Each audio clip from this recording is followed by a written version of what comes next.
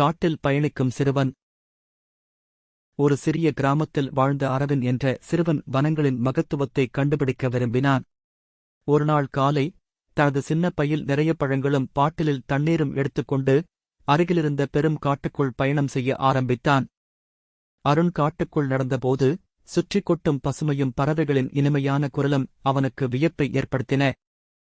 அவனின் முதல் சந்திப்பு ஒரு மயிலுடன் இருந்தது. மயில் தனது அழகான இறகுகளுடன் அரவின் பக்கம் நடந்து சென்றது.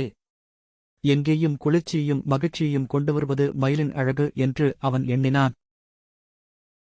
நடந்து கொண்டிருந்தபோது ஒரு சிங்கக்குட்டி அவனை பார்த்தது. ஆனால் அரவின் அசரவில்லை. குட்டிக்கு ஒரு சிறிது பழம் கொடுத்தான். அது சாந்தமாக போய்விட்டது.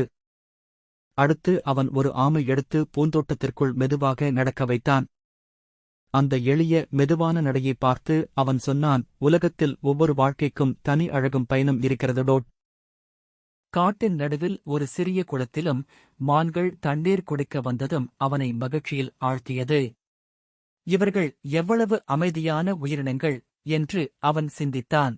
அழகான வனம் மற்றும் அங்கு வாழும் உயிர்களை பார்த்து அரவின் சுற்றுச்சூழலைப் பற்றிய மரியாதையுடன் வீடு திரும்பினான். அவன் இனி அந்த காட்டை பாதுகாக்க வேண்டும் என்று தீர்மானித்தான். இயற்கையை காப்போம்.